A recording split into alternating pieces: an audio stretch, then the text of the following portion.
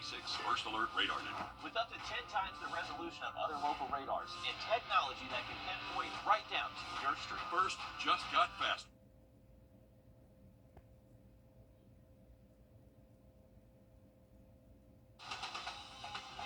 Live from Augusta, we're watching News 1226 at 11.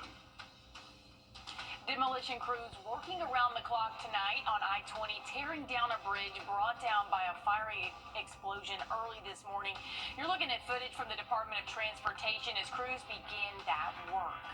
Good evening, I'm Hallie Turner. A fiery crash in Aiken County earlier this morning caused that bridge over I-20 with some massive detours. While the injuries are minor, leaders say the damage is extensive, and we spoke with emergency crews to find out the next steps to recovery. I-20 is usually packed with cars around the clock, but now a portion of the interstate in Aiken County is shut down and will stay that way for a few more days. Bridge behind me is a total loss. It all started around 4 o'clock Saturday morning. Investigators say a tanker truck carrying thousands of gallons of gasoline crashed and burst into flames. When I arrived on scene, the vehicle was fully involved with fire. The trailer was fully involved. 8,500 gallons of gasoline was on the tractor trailer. Impinging on the bridge behind us. The bridge was, at that time, was compromised, but still up. Chief Neese says as the flames grew, the bridge crumbled, leaving behind huge piles of metal and cement on the interstate down below. We had a total of 9 fire departments that came out and assisted us with water and or foam and manpower. A total of 35 personnel responded from those different agencies. And we used roughly about 10,000 gallons of water to extinguish the fire. Emergency cleanup crews are already in the process of demolition, with plans to repair I-20 after the roadway is cleared. Leaders say the goal is to reopen the interstate between Augusta and Columbia early next week. Our focus right now is reopening I-20 to traffic. So they will be working around the clock to demolish the bridge, repair any asphalt that has been damaged underneath that structure from the fire. And our goal is to have the bridge, not the bridge, but the interstate reopened by the first part of next week. With detours in place, Aiken County Sheriff Marty Sawyer is urging you to slow down and pack your patience in the coming days. The most important thing I want to talk about is the detour routes. You're going from 75 and 80 miles an hour on this interstate to 45, 50 miles an hour on 2-lane roads. Please have patience. Please drive safely. And please watch out for first responders that may be working on the side of the road. Until then, this very busy stretch of I-20 remains off limits to traffic.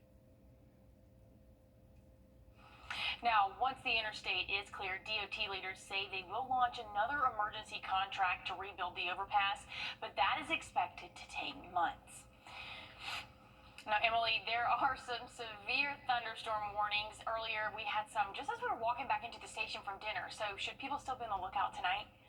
Well, we are going to see rainfall overnight tonight, Hallie, but not tracking that severe threat. That's not expected to stick around any longer, which is some good news. Now, we still could hear a couple claps of thunder overnight tonight, but overall, it's just looking like rainfall. Here's a current look at the radar. Heads up Augusta. You're going to be seeing some rainfall here in the next probably 20, maybe 30 minutes or so, but that heaviest of rainfall just outside the CSRA. And honestly, the trend today has just these batches of rain have just rained themselves out. So that's some good news.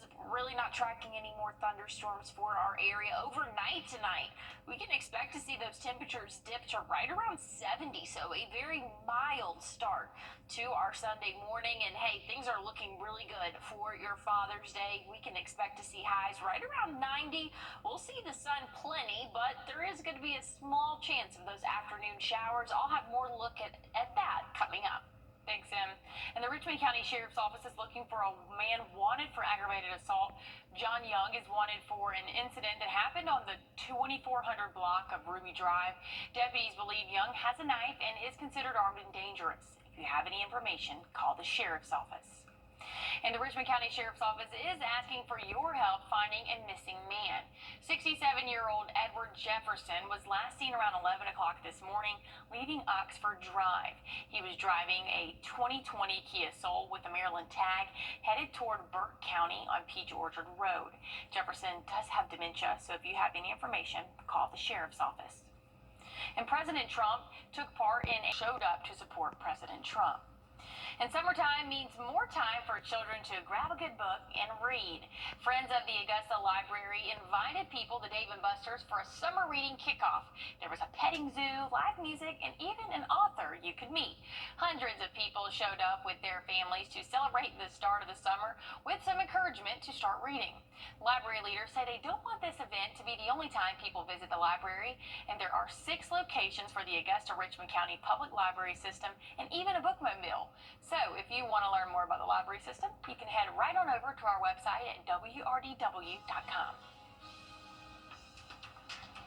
Well, tomorrow, a lot of people might have some outdoor plans. Things are looking much better than what we've seen the past couple of days. I'll have a check on your full forecast coming up. And 2 lawmakers in Minnesota and their spouses were shot earlier. Coming up, the latest details in the investigation. At Parker's Kitchen, we go big, like our huge, crunchy, juicy, never frozen chicken tenders with an extra large serving of Parker's signature sauce. At Parker's Kitchen. Let's News 12 Law Call every Sunday night at 11:30. At A&D Carpets and Hardwoods, we are blessed to have amazing clients that love to work with us. They show up on time, it's done correctly, and you clean up. A&D Carpets and Hardwoods, only company I will ever use. We love that A&D Carpets and Hardwoods took our floors from boring and drab to amazing in just one day. I love their attention for detail. I love the variety of different samples. They let you take them home so you can actually see them in the house, which is very beneficial. A&D Carpets and Hardwoods. Come see us today.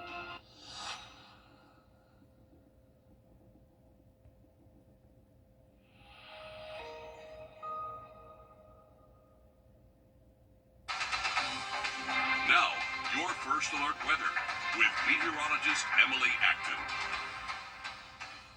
Well, we're tracking showers and maybe a few rumbles of thunder as we go throughout the rest of our overnight. Here's what we're looking at right now. Lots of heavy rainfall over the city of Birmingham. That's going to be tracking eastward, but I don't quite think it's going to make it to us here in the CSRA, but we are still dealing with some light showers right now. City of Augusta, heads up, you are next to see some light rainfall for us, but we're seeing a little bit of those heavier showers starting to move into the CSRA as well.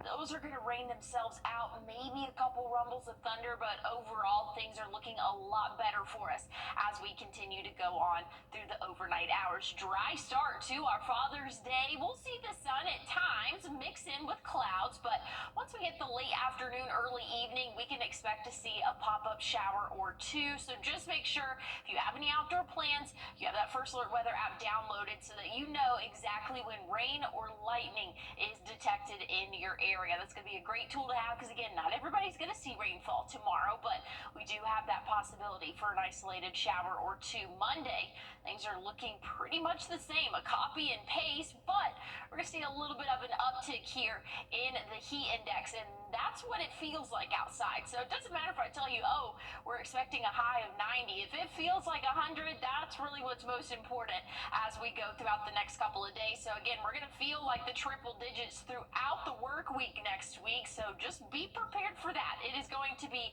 very warm over the next couple of days and really for the foreseeable future. But hey, it's June. We can expect to have high temperatures in the 90s, feeling like triple digits. I mean, that's just very typical for those summer months. Tomorrow, I think we'll see a few clouds out there and then an isolated shower, but I think we'll get plenty of sunshine. So if you do want to head out to the pool, should be a great day to do that. And I know a lot of people might have outdoor plans, again, for Father's Day tomorrow. Don't forget, once we go throughout our work week, temperatures will be a little bit above average in those lower to middle 90s for us, but just be prepared for an isolated shower throughout the afternoon. That's going to be possible as we go throughout the next really couple of months because that's a very summer-like pattern for us. But Hallie, we're not going to cool off much for those overnights. We're going to see lows right around that 72, 73 degree mark. Well, I'm just here for it as long as it doesn't keep raining, but I don't think we're going to get that, so thanks, Em. The conflict between Israel and Iran intensified Friday.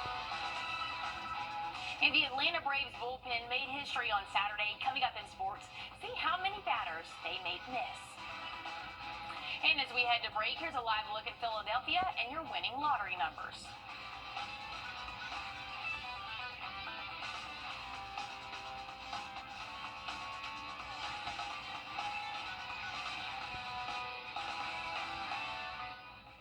With Life Alert, 95-1935. Call now, 1-800-295-1935.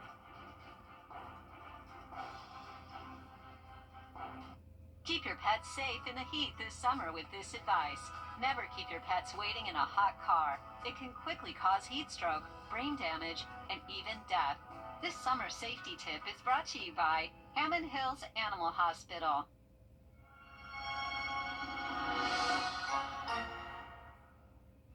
First Alert Radar, powered by Jim Hudson Automotive Group. On your sideline, sponsored by Chandler Law Firm. Professional soccer wasn't something you could find in Augusta until this year. Just months after creating the city's first squad, the Augusta soccer team battled against Georgia Impact in round 1 of the playoffs. Just as the case in many soccer games, we were deadlocked at 0 through halftime. Augusta's goalkeeper kept the Panthers in the game with a few great saves, but Impact wasn't going anywhere after a few missed shots. Augusta was on the defensive for much of the final 45, but with less than 3 minutes left to go, Impact nails the crossbar on a shot attempt, gets the deflection, and gets what would be the only goal in the match. Augusta falls 1-0 in the playoffs, cutting their inaugural season short in round 1 and a shot at getting promoted to a higher league for next season. I think they did a good job, and for me, it's just how we respond. And so I told them, if we don't get promoted this season, I think we have a really good chance no matter what next season. So the first season, I'm not too upset. I'm pretty happy with just the fact that they've done as good as they have. Now, even though their season has come to an end, the team will be back on the field next Monday, all ready for practice. Since the team serves to develop players, McClellan says they'll have every opportunity to get better and work for a promotion next year. Over to State Farm Arena in Atlanta, Augusta's very own Malcolm Wellmaker is still undefeated in his UFC career. It took all of 2 minutes and 37 seconds for the Machine to knock out Chris Mutino. The right hook marks 6 TKOs for Wellmaker and moves him to 10-0 all time. Here's a word of advice: don't step into the octagon with a guy they call the Machine. Wellmaker a champion once again. Staying in Atlanta because it was a historic day for the Braves. Spencer Strider has had a rough go since returning from injury, not in Game 2 against the last-place Rockies. Strider struck out 13 batters, which is a new single-game high for number 99. Not just that, but the bullpen added on 6 more, marking a franchise record 19 strikeouts in a game for the Braves. Ronald Acuna Jr. also looking like an MVP once again. La Bestia blasted a 2-run homer in the second inning, helping Strider in that bullpen take home the victory. The Braves defeat the Rockies 4-1, marking their second straight series win, and it's their 4th victory in their last 5 games. They'll go for the sweep over Colorado on Sunday, and we'll see if Chris Sale can beat Strider's 13 strikeout performance. Emily? Well, I'm keeping an eye on the radar. We're tracking some showers, not any more thunderstorms. Maybe there could be a rumble of thunder or two, but overall things are looking a lot better as we head to bed tonight. But I'll have a look at your full forecast coming up. Augusta University Health System is now WellStar, affiliated with Medical College of Georgia, which means you get more personalized care, more compassionate expertise. WellStar, more than healthcare, people care. Why would you buy life insurance from anyone else? Call now. All right, the Rowena fire in Oregon has burned more than 3,800 acres and dozens of homes. In the rush to evacuate, some animals were left behind. A news crew covering the fire, this could be me, came across an evacuated home with a number of cats, including, oh look, this little kitten with serious burns. I'm sorry for squealing. I just love cats so much. You can see he has little burns on his face and his paws, but the vet says the kitten will recover. For now, they're naming him Rowena. I just can't. I would have to take the cat home. Like, I'm sorry, it would be over for this station. OV. Emily? Come on. I know. I'm not a cat person, but that's a really sweet story there. And I bet it would get a lot cuter once they, like, washed him up, you know? Hallie, don't say that. I'm sorry, he was burned. He's gonna recover, everyone. He's gonna look. I mean, come on. He's a little, you know. All right, y'all pull up 7 egg. Let's get on with that. Well, you know what? If he lived here in Georgia, he would have enough to shower. So enough rain. Okay, bye. Well, for your Father's Day tomorrow, we're going to see those temperatures right around that 90-degree mark, and we'll see a few afternoon showers. But again, not everybody's going to see rainfall, so that's the good news. Once we go throughout the work week, those temperatures are going to climb. We'll be right around 93, 94 for the work week and even into next weekend. Overnight lows, we're not getting a break there either, in the lower 70s, but just know there's going to be a chance of rain every afternoon. That's a very typical summer-like pattern that we can expect, but rain chances are not going to impact everybody. So just keep that in mind. Download that First Alert Weather app. That's the best tool you can have as we go throughout the week.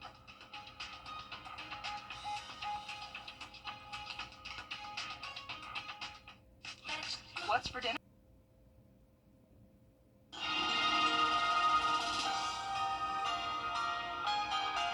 When you drive past Windsor Jewelers these days, you might notice a little vibration, like something's going on in there.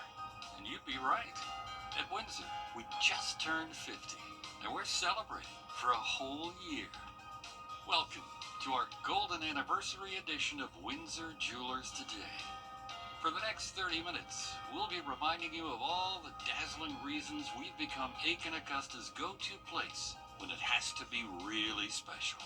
And to help us do that, here's your guide and host, Anna Christina. Hi, and welcome. I have so much to show you, but always with the thought that there's nothing like pulling off Washington Road, stepping inside Windsor, and seeing for yourself. We're always impatient to show you the very latest from designer David Yurman. But have you ever wondered how it all got started? Let's discover both, where it all began in New York City. Lines of beauty in their purest form. This is the story of David Yurman's sculpted cable. The design embodies the majesty of the S-curve, based on what's known as a divine proportion, the concept of godlike aesthetic perfection. S-curves have long been considered the most beautiful shape in the world, used for centuries in architecture, design, and art, inspired by nature, galaxies, waves, our DNA, and the DNA of David Yurman jewelry. The story began in the late 70s in New York. David, a young sculptor, and his wife, Sybil, a painter, were part of the radical downtown art scene where history was being made. In his Tribeca studio, David masterfully tamed 50 feet of wire into the first bracelet he made for Sybil, the height of a 5-story building around her wrist.